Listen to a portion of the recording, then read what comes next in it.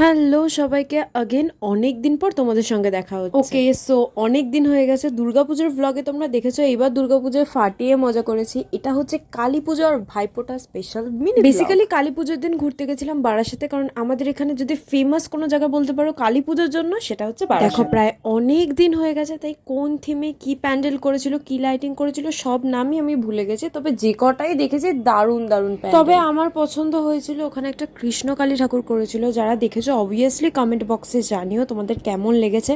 আমার তো জাস্ট দারুণ লেগেছে, আর ওটা আমার এতই মনে ধরেছে যে ওই থিমটা আমার মনে আছে। ওই থিমটা করেছিল দ্বারকানগরে। যাই হোক, এরপর আমি সবার থেকে টুকটাক রিভিউ নিচ্ছিলাম সবার কালী পুজো কেমন কাটছে। আমরা একসাথে থাকলে তো অবভিয়াসলি কালী পুজো ভালো কাটবে। সবার মোটামুটি ঠিকঠাকই যাচ্ছিল। আমরা না ঘুরতে গেলে খাওয়া দাওয়াটা একটু কম করি আর ঘোরাতে বেশি কনসেন্ট্রেট করি। তো এবার আমরা টুকটাক কিছু খেয়েছিলাম, যেরকম বেরিয়ে পান খেয়ে নিয়েছিলাম। সেই পানের স্টলগুলো বসানো, ওটা দেখে খুব ক্রেভিংস হচ্ছে। তারপরে ঠাকুর দেখতে দেখতে চোখে পড়লো একটা ওয়েল ডেকোরেটেড ছোট্টখাট্ট একটা স্টল, যেটা ডেকোরেশনটা তো খুবই ভালো ছিল আর খাবারগুলোও ছিল খুব ভালো। আর আমাদের সবার কিন্তু টুকটাক ভালোই খিদে পেয়েছিল। সঙ্গে সঙ্গে গিয়ে একটু চুলবুল সেট করে নিলাম ফার্স্টে, তারপরে অর্ডার করে দিলাম, তারপরে খেয়ে নিলাম। ওরা অর্ডার করেছিল চিকেন পকোড়া, কতগুলো পিস ছিল আমার এক্স্যাক্টলি মনে নেই। আর আমি আর টুইঙ্কেল অর্ডার করেছিলাম চিকেন স্যান্ডউইচ।